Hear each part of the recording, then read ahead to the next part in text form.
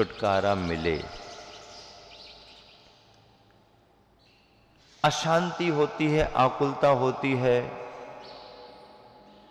तो अशांति और आकुलता में फिर हम शांतिनाथ भगवान को याद करते हैं, शांति की कामना करते हैं। ऐसे शांति के स्तुवन में आचार्य पूज्यपाद स्वामी ने शांत्यष्टक और शांति भक्ति लिख करके परम शांति की कामना की है। बाहर की शांति तो थोड़े समय के लिए, प्यास लगी पानी पी लिया, थोड़ी राहत मिल गई, फिर प्यास बढ़ेगी, फिर पानी पीना पड़ेगा। तो बाहर की शांति तो थोड़े समय के लिए है, लेकिन परम शांति की कामना और परम शांति अपने को अपने आत्म स्वभाव से प्राप्त होती है। परम शांति अपने को अपने आत्म स्वभाव से प्राप्त होती है। ऐसे परम शांति के भाव से पूज्यपाद स्वामी ने शांति भक्ति शांत्यष्टक लिखा। हम सब शांति की कामना करते हैं। पूजन में, विसर्जन में शांति की कामना की जाती है। अभिषेक में, अभिषेक के मंत्रों में, और उन्हीं मंत्रों के साथ में शांति धारा का पाठ भी जुड़ा है। किसका पाठ जुड़ा है? शांति धारा का पाठ जुड़ा है। शांति धारा का पाठ जुड़ा कि नहीं जुड़ा? शांति धारा का पाठ जुड़ा है। अभिषेक अपने आप में एक पूर्ण प्रक्रिया है। पूजन कोई ना भी कर पाए और अभिषेक भी यदि किसी ने कर लिया और अर्घ्य चढ़ा दिया तो पूजा की पूर्णता मानी जाती है। पर अभिषेक के बाद में विधिवत पूजन को यदि करते हैं तो वह भी एक पद्धति है, वह भी एक भावना है। उद्देश्य सभी में धर्म ध्यान करने का है। उद्देश्य सभी में क्या है? धर्म ध्यान करने का है। सभी में धर्म ध्यान करने का उद्देश्य है। इस तरह से यह अभिषेक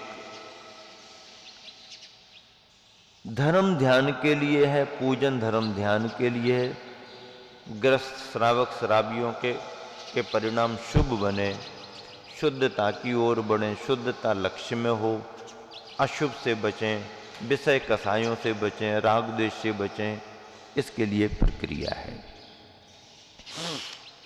शांति धारा का भी आप सब महत्व समझते हैं। और शांति धारा में जो भी मंत्र हैं, सारे मंत्र सम्यक मंत्र हैं।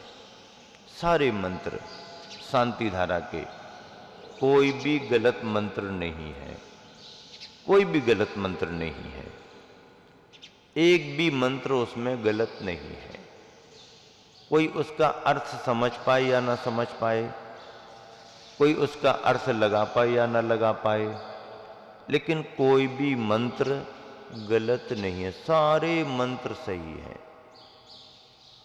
जिन वाणी में जो भी है, हालांकि आप हर लिखी गई बात को जिनवानी नहीं मानना, क्योंकि पुस्तकों के रूप में कई जगह से कई प्रकार की पुस्तकें निकलती हैं। अपनी अपनी भावना के अनुसार कई तरह के पाठ जुड़ जाते हैं, कई तरह की विधि जुड़ जाती हैं, कई तरह के मंत्र जुड़ जाते हैं। तो वो सब उनकी अपनी भावना से उनकी अपनी जगह है। लेकिन हमें जैसे जिनवानी मानना है, हमारे तत्व में जिनवानी के लिए जो स्थान है, जिनवानी का जो यथार्थ स्वरूप है, जिनवानी के जो मंत्र हैं, देखिए जिनवानी के मंत्रों में कामद मंत्रों को स्थान नहीं है, प्रताड़क मंत्रों को स्थान नहीं है, शांति कारक मंत्रों को स्थान है। और इसलिए विशेष रूप से पंच परमेष्टि वाची मंत्रों को महत्व दिया जाता है, क्योंकि नमोकार और नमोकार का मंत्र शांतिदायक मंत्र है। लौकिक कामनाओं की पूर्ति के लिए नहीं है। बाकी के ढेर सारे मंत्र हैं, ढेर सारे मंत्र हैं। व्याकरण से कोई भी मंत्र बन सकता है, भाषा का विज्ञानी कोई भी मंत्र बना सकता है, लेकिन जो मंत्र वशीकरण आदि के होते हैं, सम्मोहन के मंत्र होते हैं, किसी के लिए हानि पहुंचाने वाले मारक मंत्र होते हैं, प्रताड़क मंत्र होते हैं, ये मंत्र सम्यक नहीं माने जाते। ये मंत्र सम्यक नहीं माने जाते हैं। सम्यक मंत्र तो मोक्ष मार्ग के लिए, सभी के कल्याण की कामना से, आत्म भावना से, आत्म कल्याण में निमित्त बनते हैं, वो सम्यक मंत्र माने जाते हैं। ऐसे सम्यक मंत्रों से जो भी रचनाएं हुई हैं वह जिनवानी मानी जाती है। आचार्यों के द्वारा लिखी गई, विद्वानों के द्वारा लिखी गई यथा समय जो भी है, यदि शास्त्रोक्त है, सैद्धांतिक है, पूर्वापर कोई विरोध नहीं है, तो उसे शास्त्रों में, आगम ग्रंथों में स्वीकार किया गया। इस तरह से जब भी शांति धारा की बात आती है तो शांति धारा के मंत्रों में चाहे छोटा रूप हो चाहे बड़ा रूप हो, मंत्र मंत्र ही है। और ऐसे मंत्रों को पढ़ने वाला शुद्ध भावों से यदि पढ़ता है तो उसके लिए पुण्यार्जन ही होता है, अशुभ कर्म का क्षय होता है, अशुभ कर्म उसके विलय को प्राप्त होते हैं। पुण्य और सामान्य पुण्य नहीं, सातिशय पुण्य प्राप्त होता है। नहीं, शांति धारा नहीं करना चाहिए तो अशांति धारा करना चाहिए क्या? कौन सी धारा करना चाहिए? कोई ना कोई धारा तो करेंगे, धर्म ध्यान करने के नाम पर कुछ ना कुछ तो करेंगे। अब अभिषेक पूजन और शांति धारा ही नहीं करेंगे तो कौन सी धारा करेंगे बताओ? अशांति धारा। तो अशांति धारा का पाठ बना लो फिर तुम। अरे 24 घंटे तो अशांति धारा घर में कर ही रहे हो, दुकान धंधे में कर रहे हो, खेती किसानी में कर रहे हो, वहां तो तुम दिन रात 24 घंटे असंयम में लगे हो, महाआरंभ में लगे हो, पाप में लगे हो। मंदिर में आकर के ही पुण्य का अर्जन होता है, और मंदिर में आकर के ही यदि आपका मन उपयोग नहीं लगा तो मंदिर में बैठ करके भी तुम पाप कमा रहे हो, क्योंकि उपयोग ही नहीं लग रहा। उपयोग नहीं लग रहा तो फिर तो इससे अच्छा टीवी जा करके देखो ना, बैठे काहे को? मंदिर में अपने उपयोग को लगाना पड़ता है। जिस समय उपदेश चल रहा है, उपदेश में एकाग्रता लगाना पड़ती है। अभिषेक चल रहा, अभिषेक में एकाग्रता लगाना पड़ती है। अभिषेक चल रहा हो, तुम बैठ करके बातें कर रहे हो, तुम पाप का अर्जन कर रहे हो।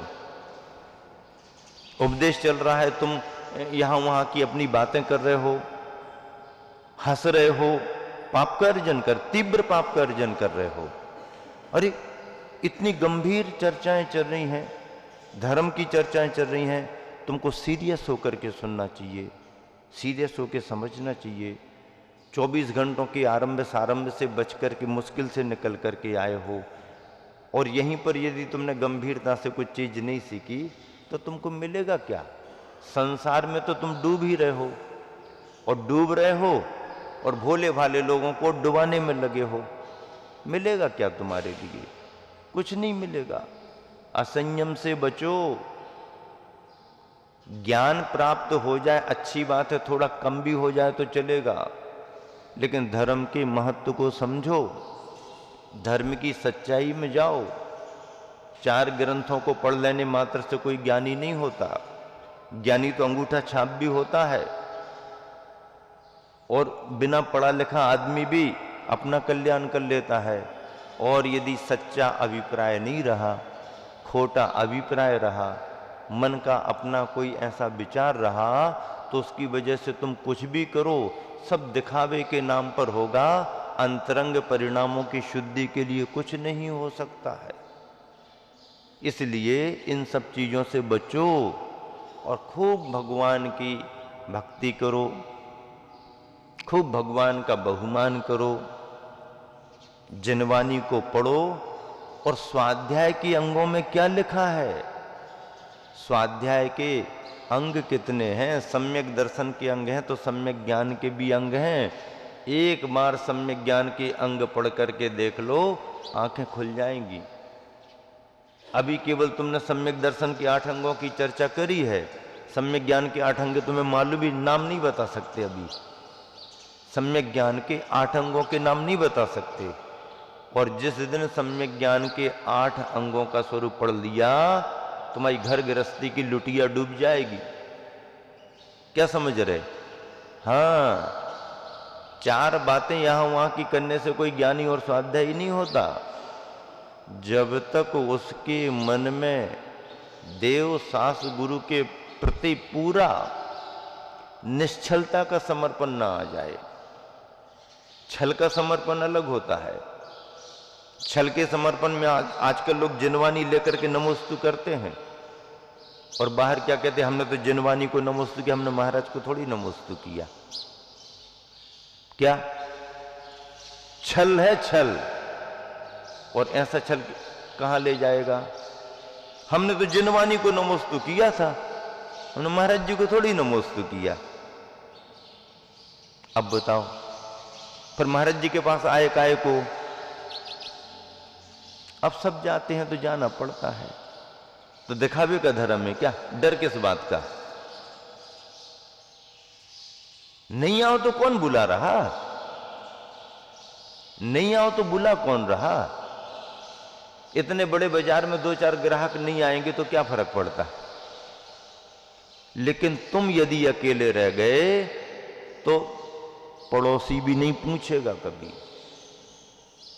हाँ, ध्यान रखना, समाज का धर्म बहुत बड़ा धर्म है। आत्मधर्म से भी बड़ा समाज का धर्म है।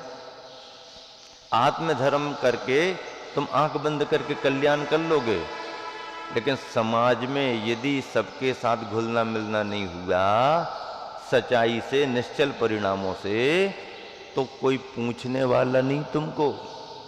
अच्छा समय तो तुम्हारा ठीक निकल जाएगा, परेशानी के समय पड़ोसी पानी नहीं देगा। स्थितियां ये बनती हैं। इसलिए इन सब बातों से बच करके निर्मल परिणामों के साथ देव शास्त्र गुरु की भक्ति करना चाहिए। देव शास्त्र गुरु की भक्ति करना चाहिए। अशुभ कर्म टलेंगे, साथ ही से पुण्य का अर्जन होगा। अभिषेक की क्रियाओं का ही निषेध करते हैं कई लोग। शांति धारा नहीं होना चाहिए। किस ग्रंथ में लिखा है कि शांति धारा नहीं कर सकते? शांति धारा में तो छिंदी छिंदी भिंदी भिंदी आता है। ये तो हिंसा की बातें हो गई। तुमने अभी प्राइमरी का काका का नहीं जाना। बड़े विद्वान मान रहे हो तो मानते रहो, बड़ी विदुषियां हो गई तो हो जाओ, कुछ नहीं है। तुमको काका का नहीं आता। छिंदी छिंदी का अर्थ किसी के मरने मारने का थोड़ी है। अच्छे अच्छे स्वाध्यायी लोग नहीं समझे और उसके लिए छोड़ दिया। और शांति धारा छिंदी छिंदी बिंदी बिंदी गो महेश अजय आदि आदि फल पुत्र पष्प और ये वो सब करके छिंदी छिंदी उनके छिद जाने भिद जाने की बात करें। नहीं, यही तो तुम समझे नहीं।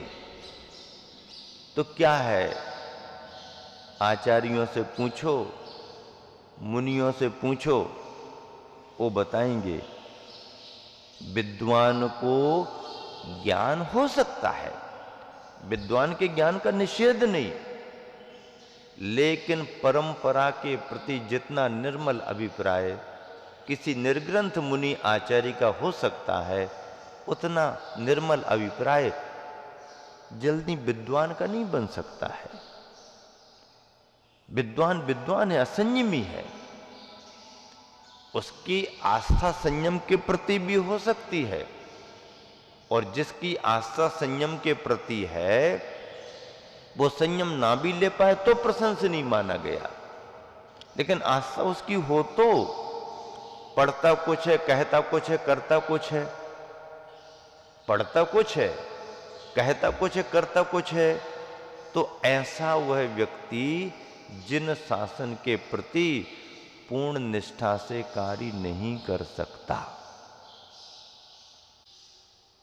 ऐसा व्यक्ति भी पूर्ण निष्ठा के साथ कार्य करे तो इसके लिए उसके परिणाम में निर्मलता आए, अपने स्वार्थों को छोड़ करके वह परमार्थ को महत्व दे। विद्वान भी भाषा की दृष्टि से सही अर्थ बता सकता है, लेकिन अभिप्राय यदि उसके बताने का नहीं है तो नहीं बताएगा। आज के अर्थ तो दोनों होते हैं, अब अभिप्राय जिसका जो हो, आज का अर्थ पुराना धान्य भी होता है, आज का अर्थ बकरा भी होता है, संस्कृत से दोनों शब्द सही हैं, दोनों अर्थ सही हैं। अब पकड़ने वाला, तुमको यदि धान्य की पुष्टि करना है तो आप उसका अर्थ वो बताओगे, और तुमको यदि हिंसा के रूप में अर्थ ले जाना है उसको बताओगे। अपने अभिप्रायों के द्वारा अपने ज्ञान की अभिव्यक्ति होती है। बैरागी व्यक्ति वैराग्य वर्धक बात करेगा और रागी असंयमी व्यक्ति वैराग्य की बात ज्यादा नहीं करेगा, क्यों, उसकी भूमिका नहीं है। अच्छा वो करेगा तो लोग उसकी बात सुन के हंसेंगे। क्यों हंसेंगे? कि आकंठ गले तक तो असंयम में डूबा हुआ है और बड़े वैराग्य की बातें कर रहा है, दिन भर तो दुकान में झूठ बोलता रहता है और बड़ी सच्चाई की बात गद्दी पर बैठ के कर रहा है। उस पर भरोसा नहीं करते लोग। क्यों? क्योंकि उसकी कथनी और करनी में फर्क आता है। लेकिन जिसने संयम धारण कर लिया है, जो वैराग्य से युक्त है, वह व्यक्ति असंयम से बचता है और दूसरों को भी असंयम से बचाता है, दूसरों को भी बचाता है।